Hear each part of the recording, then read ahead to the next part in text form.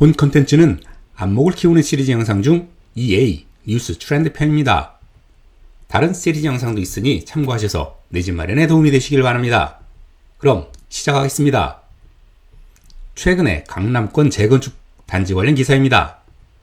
강남 도곡 개포 한신 재건축 단지에 시공사 선정 입찰이 유찰되었다는 기사입니다.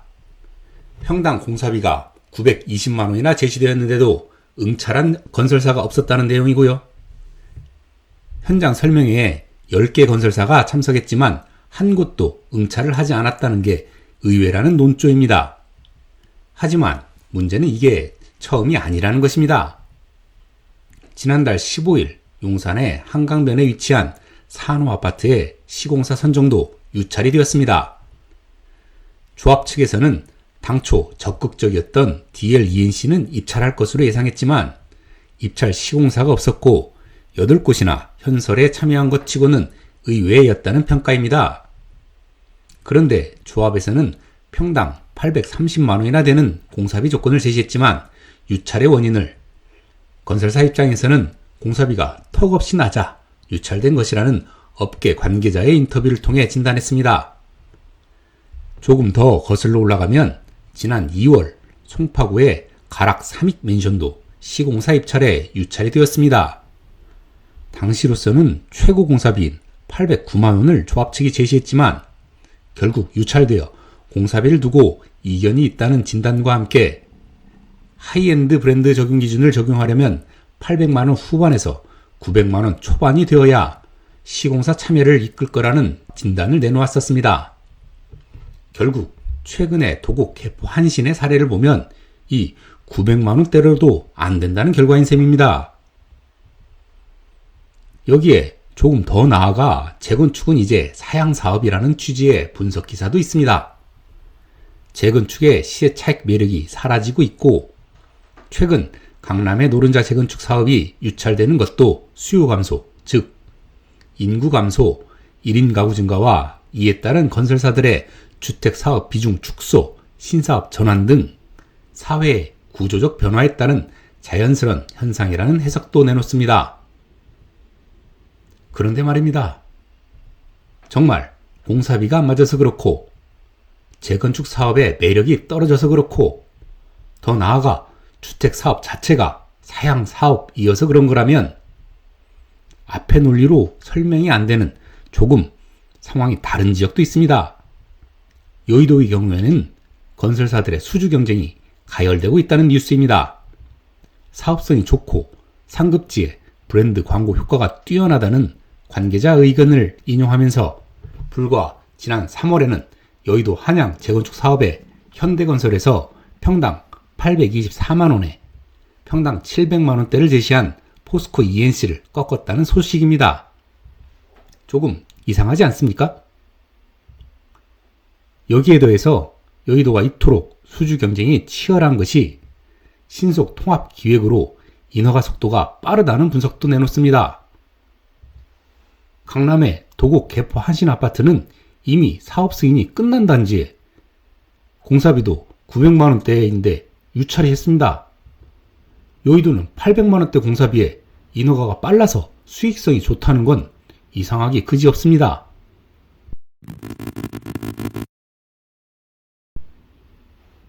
진짜 원인은 말입니다. 수주비용 그리고 일반 분양가 이 두 가지 키워드로 설명이 가능할 것 같습니다. 경쟁을 통한 재건축 수주를 하게 되면 초기에 비용 부담이 상당히 크게 마련입니다. 조합원 개개인을 대상으로 한 선거전이기 때문에 홍보비, 조합원 접대비가 상상 이상입니다. 보통 치열한 경쟁이 있는 경우 수십억 원 이상 집행된다는 것이 공공연한 정설입니다.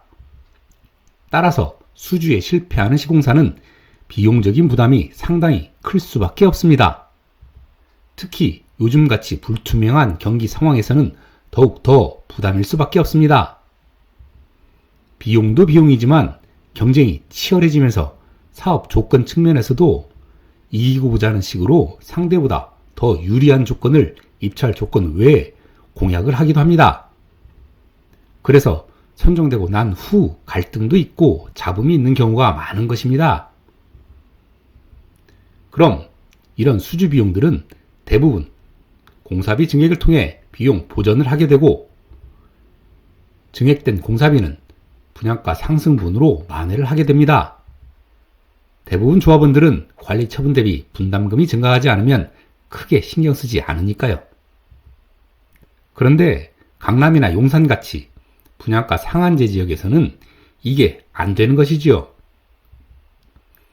받을 수 있는 일반 분양 가격이 상한제로 정해져 있는데 공사비는 항목별 스펙에 맞춰서 입찰 당시 대비해서 올리는 것이 극히 제한적일 수밖에 없고, 초기 수주 비용은 고스란히 건설사 공사 마진에서 부담할 수밖에 없는 것입니다. 따라서 이런 지역에서 회수가 불투명한 수주 비용을 수십억씩 선투자로 집행해야 하는 경쟁 수주를 할 건설사는 없는 것이 당연한 이치입니다. 그래서 최근 강남권의 대부분의 단지가 수의계약을 하게 됩니다. 수의계약을 통해 항목별 공사비에 따라 공사하고 도급 금액을 받으면 수익은 보전이 가능합니다. 초기에 수주 비용이 들어가지 않고 공사비만 제대로 받으면 건설사로선 안 할 이유가 없죠. 그래서 건설사들도 서로 담합 아닌 담합을 하는 모양새가 되는 겁니다. 입찰에 들어가려고 현설에 참여하고 분위기를 보니까 이미 모 건설사가 조합 바닥을 다져놨다고 판단이 되면 알아서 빠져주는 겁니다. 그래야 반대의 경우에도 상대에서 알아서 빠져줄 것이기 때문이지요. 잘 모르는 사람이 안 좋은 시각으로 보면 담합인 것이고, 당사자의 입장에서 보면 분양가 상한제 시장 상황에서 어쩔 수 없는 고육지책이라고 얘기할 수 있는 것이지요. 그러면 현재 여의도 재건축 시장도 자연스럽게 설명이 가능합니다. 여의도는 첫째, 분양가 상한제 지역이 아니고, 비분양가 상한제 지역 중에서는 고분양가 수용이 가능한 가장 높은 지역입니다. 따라서 경쟁 수주 비용을 수주 계약 이후 공사비 증액을 통해 회수 가능하고, 증액된 공사비는 일반 분양가 상향 책정을 통해 보전이 가능한 지역입니다. 따라서 여의도의 재건축 단지 공사비는 입찰가 대비 상당히 올라갈 가능성, 그리고 수요자 측면에서 볼 때 일반 분양가는 예상보다 상당히 높아질 가능성은 클 것이라고 예상이 됩니다.